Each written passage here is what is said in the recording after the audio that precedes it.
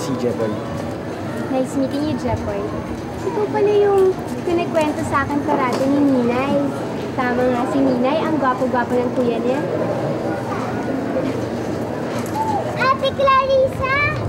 Ninay?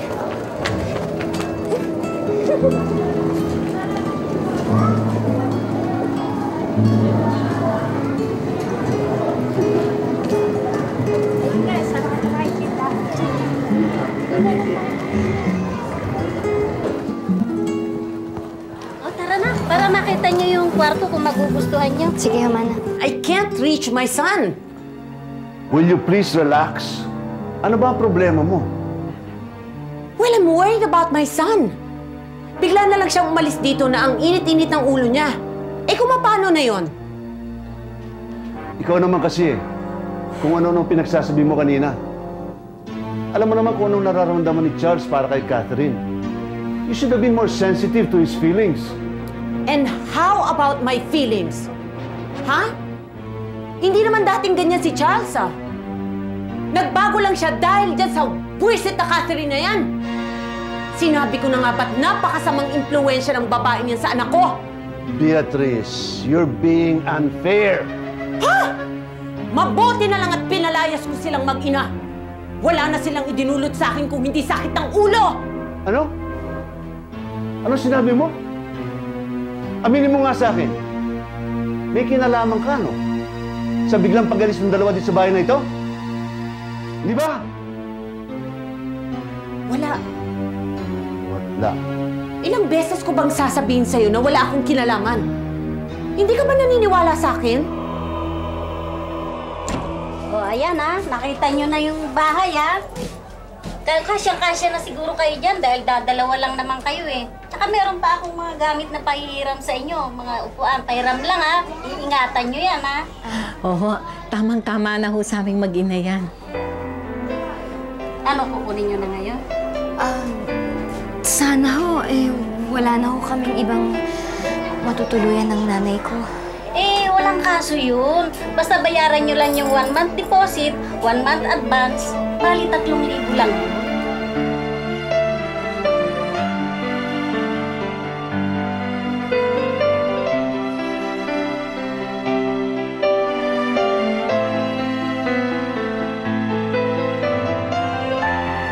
Sige kung may kailangan kayo, dyan lang ako nakatira malapit dito. Kaya lang, ingat kayo dito sa lugar na to kasi maraming gago rito. Baka ho, may alam kayong nangangailangan ng katulong o kaya ho labandera o kahit na anong gawaing bahay, kaya kong gawin lahat yun. Hayaan niyo ho't ipagtatanong ko.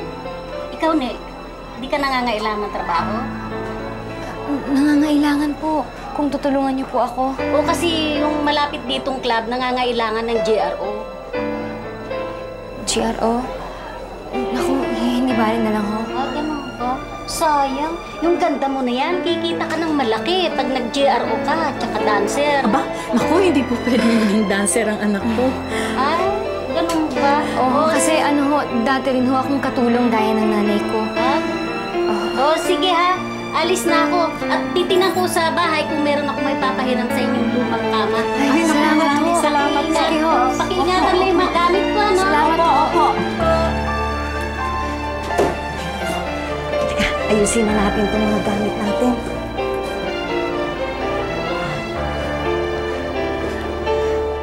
Bakit na naman? Naalala mo na naman si Charles,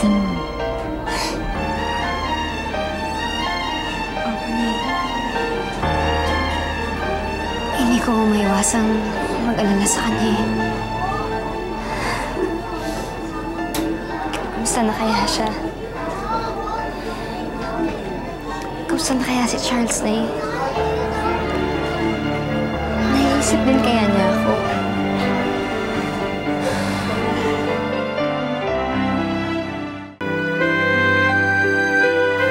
What happened to you? What happened to you? Wala.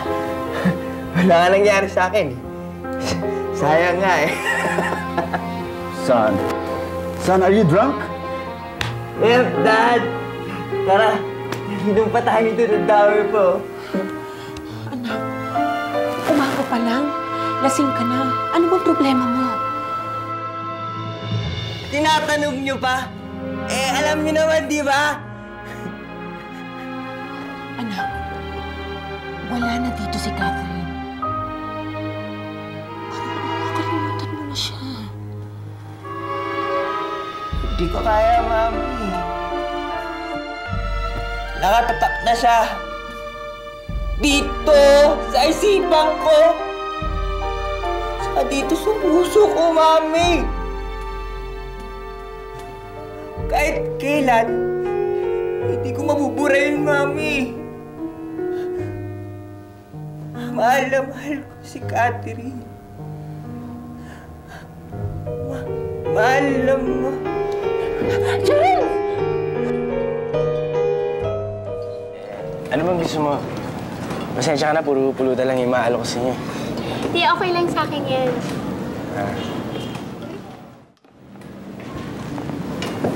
Kasi ako nga dapat yung magpasalamat sa'yo eh. Kung hindi dahil sa pag-ahanap mo kay Ninay, siguro hanggang ngayon nahanap ko pa rin yung kapatid ko. Di pa rin mo paniwala eh. Di ba ikaw rin yung babae nung isang araw na kumausap kay Gina? Oo. Alam mo, Jepoy, pakiramdam ko nga talagang sinadya ng Diyos na maging tulay ako sa pagkikita niya uli ng kapatid mo. Tsaka mabuti nga alam ni Ninay kung saan ka nagtatrabaho eh. Siyempre naman, magaling ako eh. Jessica, malaki talaga ng utang na loob sa'yo eh. Hindi ko alam kung paano ito pabayaran. Pero sabi mo na sa akin, subukan ko gawin para sa'yo. Jepoy, hindi naman ako naniningil. So, wala ka dapat bayaran. Alam mo, sapat na sa akin yung malaman na meron akong napaligayang 2 tao dahil sa ginawa ko. And besides, ang kit-kit ng kapatid mo. Kaya ang bilis-bilis na mahulog yung loob ko sa kanya. Diba, Dinay? Siyempre naman, mabait ako eh. Maraming salamat ulit.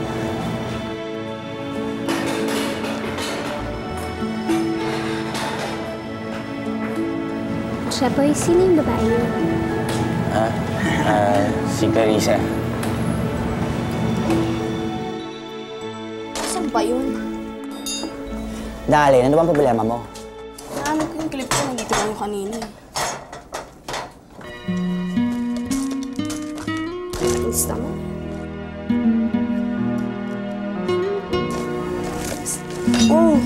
Tumingin ka sa salamin. O ano? Mas ka muna. Ano bang problema mo, kapatid ha? Bigla ka bang dinatnan? Wala. Okay lang ako. Siguro pagod lang ako. Pagod. Yung kaya ang dahilan, ha? Baka kaya ang dahilan ay dahil nagsiselos ka. Nagsiselos ka sa mistisang kulihiyalang hilaw na yon. Salamat ulit sa pagkatid mo kay Ninay. Wala yan, Jepoy. Ninay, magpapakabait ka, ha? Alam mo, mamimiss kita kahit sandali lang tayo nagkasama. Ako rin, Ate Jessica. Sana magkita pa tayo muli. Ninay, huwag ka mag-alala. Parati naman kita i-visit eh. Okay lang ba yan, kuya? Siyempre naman. Buti nga yun para magkakilala kayo sa rin Ninay. Tayo. Pwede ba tayo maging magkaibigan? Bakit naman hindi? Kasi baka naman magalit si Gina. Sabi niya, boyfriend ka daw niya. Ha? Hindi totoo yun. Baka binubola ka lang yun. Sige. Di aasahan niyo yung mga dalaw ko, ha? Sige. Bye, Ninay! Bye-bye! Bye, Jepoy.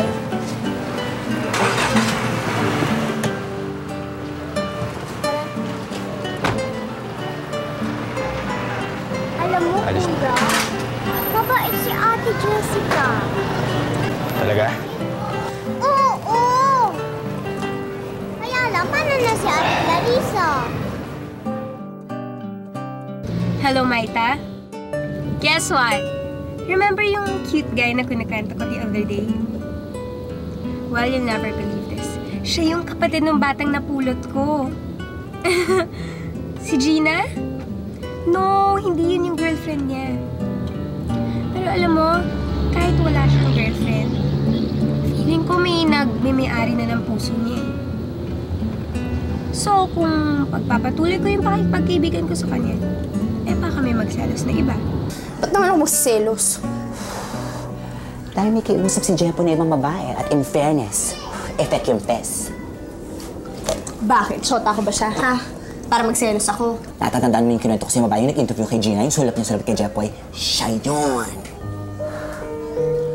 Di ibig sabihin siya rin yung nahanap kay Ninay. Correct! Pero huwag kang mag-alala dahil tinuksok si Jepoy noon. Dead ma lang siya. Lamang na lamang ka pa rin sa ganda points. Yun nga lang, ang laki ng utang na loob ni Jepoy dun sa babae dahil binalik nga niya si Ninay, di ba?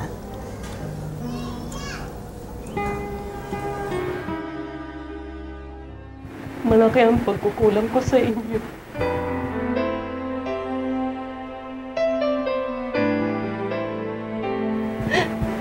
Pati na po sa mga anak ko.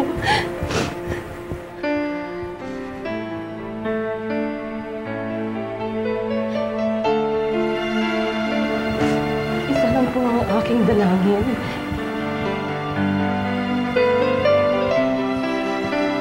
Bantayan niyo po si Ninay.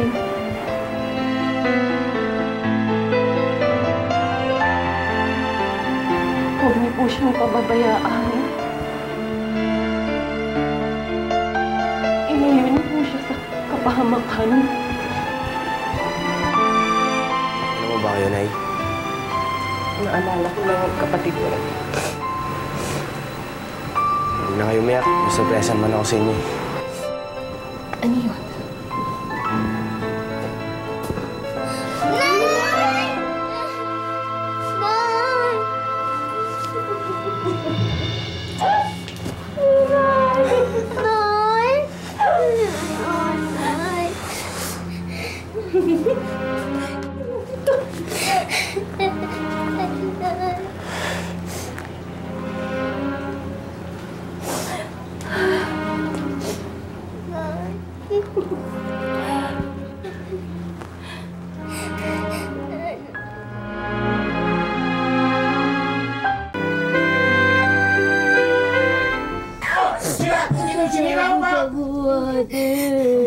Nakatakot. Hanggang nandito ako. Sinusumpa ako sa'yo. Kampi mo ako. Palagi akong nasa tabi mo. Hindi ka mag-iisa. Hindi tayo magkakaiwalay kahit anong mangyari.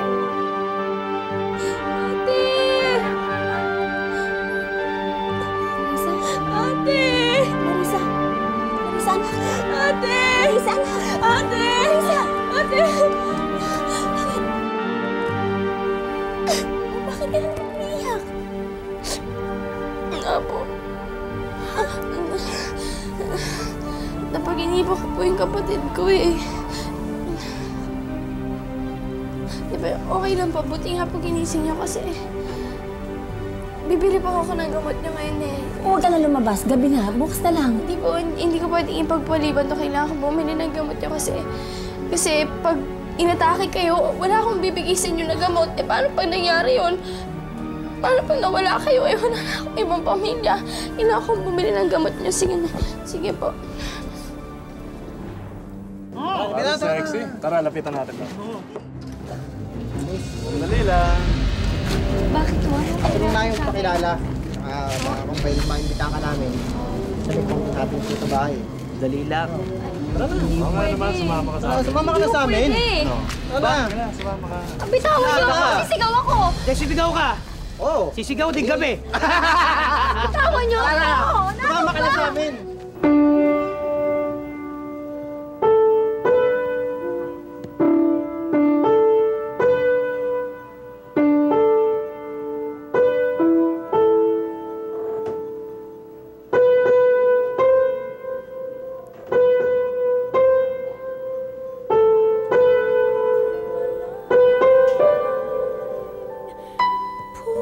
Walang.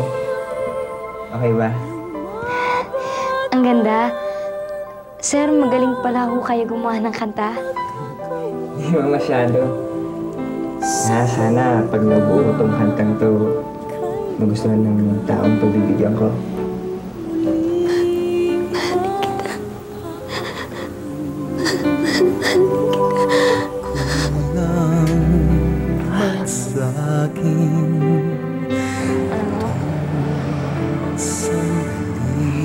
natatakot ako.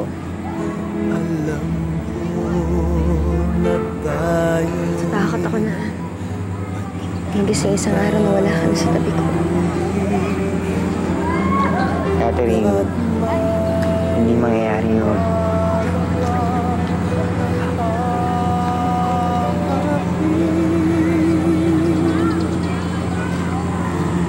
Lahat ng bagay may katapusan.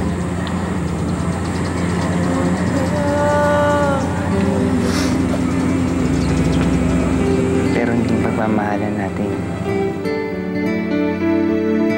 Mahal kita, Charles. Lagi mo yung tatandaan na kahit anong mangyari kahit nasa man ako, ikaw lang ang mamahalin. Alam mo, tuwing gabi, kapag nagdadasal ako, nagpapasalamat ako sa Diyos. Dahil binigay niya sa akin. Kung may dumarating mang problema, o kaya kapag nalulungkot ako, iisip ko na lang, napakaswerte ko. Dahil nandiyan ka para sa akin. At hindi mawawala. Alam mo, pag natapos na ako sa pag-aaral, yayayain kita magpakasal. Tapos, titira tayo sa sariling bahay natin. Siyempre, kasama si Aling Liling. Alam ko naman, gusto mo yun, di ba?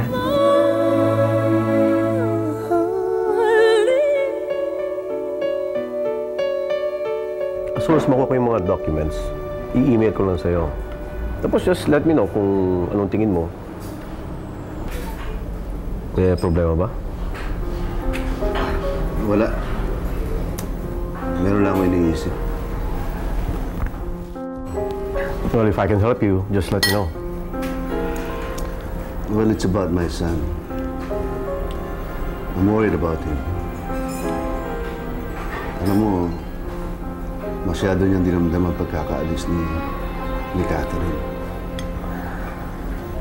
Sa akin, nakabahan ako sa anumang maaari niyang gawin. Ganito pala ang maging isang magulang, ano? Kahit na hindi mo mismo ang problema,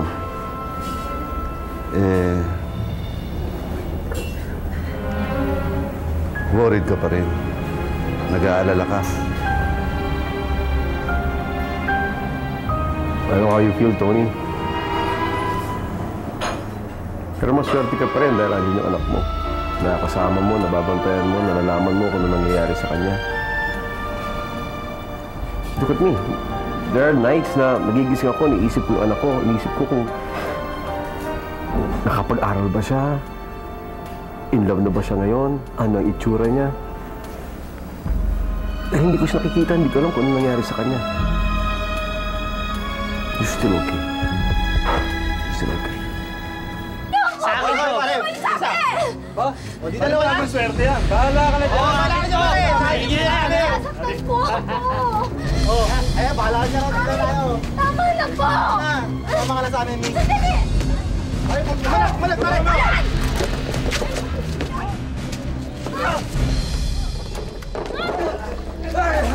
Sabi, bitawan mo eh! Ayun na! Bis, okay ka lang? Oo, okay lang ako. Ako si Clarissa. Ako naman si Catherine. Halika na.